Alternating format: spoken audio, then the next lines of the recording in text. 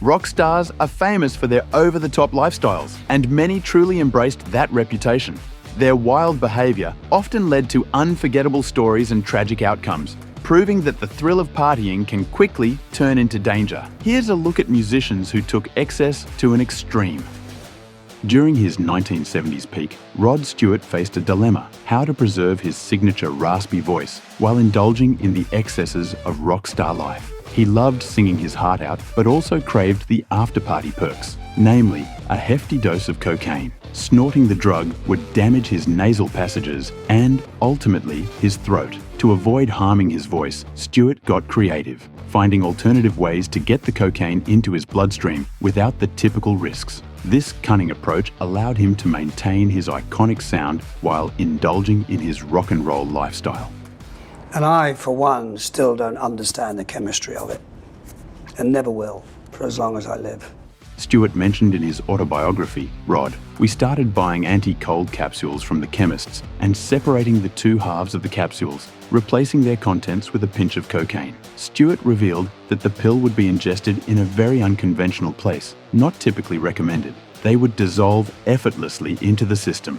Rod Stewart resorted to creating his own cocaine suppositories, a method that worked for him but is far more complicated for others. You know, because sometimes you have it, sometimes it escapes. Some people never find it in their entire lives. For years, the Playboy Mansion was the epicenter of extravagant parties and indulgence. Hugh Hefner, surrounded by playmates, lived a life of luxury and leisure, hosting celebrities and high-profile guests in a decadent haven for wine, women, and music. The mansion was a playground where rules seemed non-existent, and guests could freely explore whatever pleasures they desired. However, in 2004, Dave Navarro, guitarist for Jane's Addiction and the Red Hot Chili Peppers, revealed a moment that even the mansion's wildest culture couldn't condone. In his book, Don't Try This at Home, A Year in the Life of Dave Navarro, he shared an incident from a visit to the mansion. After arriving with several women, Navarro prepared and injected heroin as the women undressed. In an altered state, he used his syringe to attempt writing on the wall with his blood. Though he cleaned up the mess, the act was enough to get him permanently banned from the mansion, a severe punishment in a place where few boundaries were ever set. Being banned from a sanctuary of excess like the Playboy Mansion speaks volumes about the extremity of his actions. Why don't I just keep him here for a little while until he calms down? Ozzy Osbourne's legendary rock antics are so wild that many sound like urban myths, yet most of them are true. He really did bite the head off a bat during a live performance, and in a fit of drunken rage during a record label meeting, he chewed off a dove's head. But that's just a taste of his outrageous behavior. On his 1984 tour with Motley Crue, things went to another level of depravity. As detailed in The Dirt and its Netflix adaptation, the band was hanging out at a hotel pool in Lakeland, Florida. After being denied cocaine, Ozzy, ever the eccentric, snorted a line of ants through a straw. As if that wasn't enough, he then urinated all over the pool deck in front of families and onlookers. To top it off, Osbourne proceeded to lick up his own urine from the ground. This bizarre and disgusting act was just another in a long line of substances and outrageous behavior that Ozzy added to his rock and roll resume, cementing his place in music history for his shocking antics. It was fun at the time, but then we all just sort of this ain't a very good idea anymore. So you have a more stable life now? No.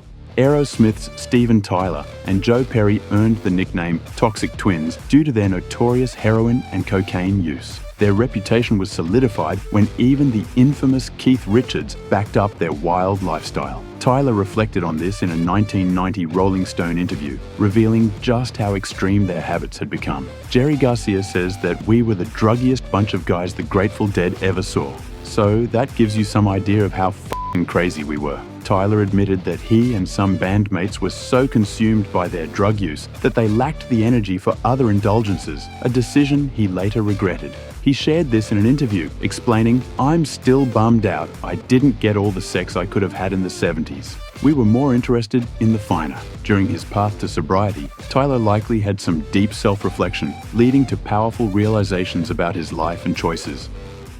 That is E to the Z ooh tweedly disgusting! You haven't heard me sing diddly ding yet. In the early 1980s, British rocker Billy Idol brought punk into the mainstream, blending it with pop rock elements. His signature look, spiked, bleached hair, a defiant sneer, and ripped shirts became synonymous with punk style. But while his appearance screamed punk, his lifestyle was pure rock star. Idol took hotel room destruction to new heights when he trashed a penthouse suite in Bangkok, Thailand, surpassing even the wild antics of legendary bands like Led Zeppelin and The Who. No way. In 1989, Billy Idol checked into a luxurious hotel and stayed for 3 weeks, turning his suite into a chaotic party zone filled with drugs, alcohol, and women. The hotel management had enough and demanded he leave, but Idol refused. In the end, they had no choice but to call in the military, who subdued him with a tranquilizer dart and physically removed him. After the dust settled, Idol received a hefty bill for the destruction, $250,000 in damages. No way! While much of Guns N' Roses' notorious reputation revolves around frontman Axl Rose and guitarist Slash, bassist Duff McKagan played a crucial role in the band's legacy. His rise to fame was fueled by an intense combination of alcohol and cocaine, with McKagan regularly consuming a staggering half-gallon of vodka each day, over 40 shots. Recognizing the toll this was taking on his health, he switched from vodka to wine, hoping for a less damaging alternative. However, this move didn't save him. In 1994, McKagan's pancreas ruptured, and doctors warned him that one more drink could be fatal. Reflecting on this, he told The Independent, "My mom had Parkinson's, and I saw her come in crying. Seeing her youngest son on tubes, that turned me around." And that was like all the rehab I needed. Motley Crue's Vince Neil favored alcohol, but Nikki Sixx took things further. After crashing his Porsche in 1983 and injuring his shoulder, Sixx became hooked on painkillers. However, they quickly lost their effect, leading him down a much darker path. As detailed in the band's memoir, The Dirt, heroin began to consume me, first to kill the pain of the shoulder, then later to kill the pain of life, which is the pain of not being on heroin. By 1986, Nikki Sixx's heroin addiction was well known among those close to him. After being sent to rehab, he famously escaped by leaping from a second-story window. On December 23, 1987, after a night of partying with Guns N' Roses, Megadeth, and Rat, Sixx overdosed in his hotel room. His dealer injected him with a fatal dose of heroin. Unconscious and near death, Sixx was revived after 2 minutes of being clinically dead, thanks to 2 adrenaline shots from a paramedic. This near-death experience marked a pivotal moment in his chaotic lifestyle. Led Zeppelin's iconic sound was powered by just 4 musicians, 3 of whom played instruments, with John Bonzo Bonham's drumming playing a key role in the band's massive, precise sound. His pounding beats on tracks like Immigrant Song and Rock and Roll drove the band's heavy influence. But Bonham's energy wasn't confined to his drumming. He lived just as intensely off stage, particularly with his excessive drinking.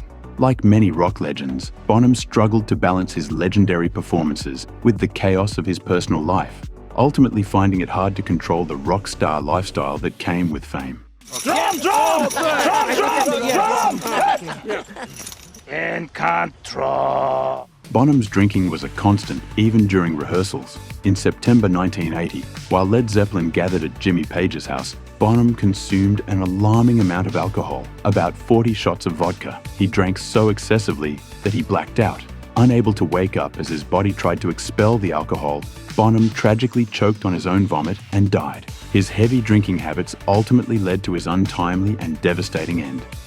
Keith Richards, perhaps the ultimate rock and roll survivor, has defied death multiple times despite his extreme drug use. The Rolling Stones guitarist was deep into heroin in the early 70s, and not long after, he claimed to have been poisoned by strychnine-laced heroin. Against all odds, he has continued to outlive the dangers of his notorious lifestyle. I was totally comatose, but I was totally awake. I could listen to everyone, and they were like, "He's dead, he's dead." I was thinking, "I'm not dead." Keith Richards' wildest moment might just be when he snorted his father's ashes. He revealed the bizarre incident in an interview with the NME, making headlines for this unforgettable act. "I snorted my father. He was cremated and I couldn't resist grinding him up with a little bit of blow. It went down pretty well, and I'm still alive." Though the spiritual effects remain unclear, Richards did observe one unexpected side effect from snorting his father's ashes.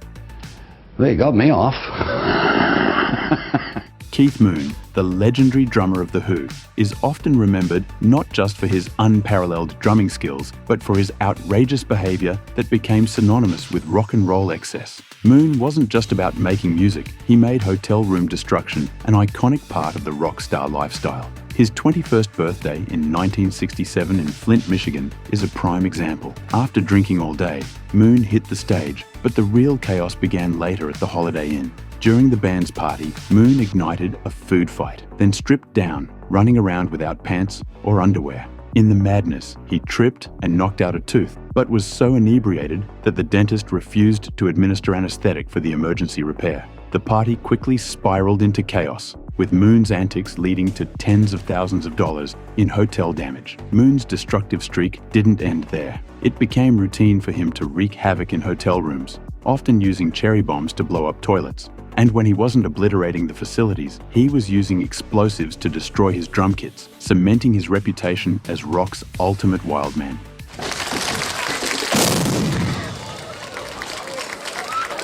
In 1978, after several hospitalizations, Keith Moon tried to quit drinking with the help of medication for withdrawal. Tragically, he overdosed on the prescribed drug, leading to his untimely death at just 32 years old.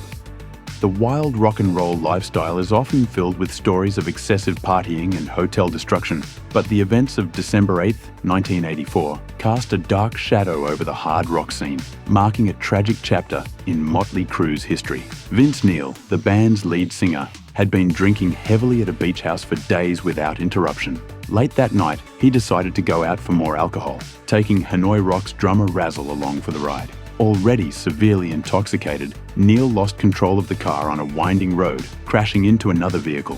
While all involved were injured, Razzle, just 24 years old, tragically died at the scene. Neil, arrested for drunk driving, was left to face the devastating consequences of the reckless partying that ultimately led to a fatality. This incident remains one of the most somber moments in rock history.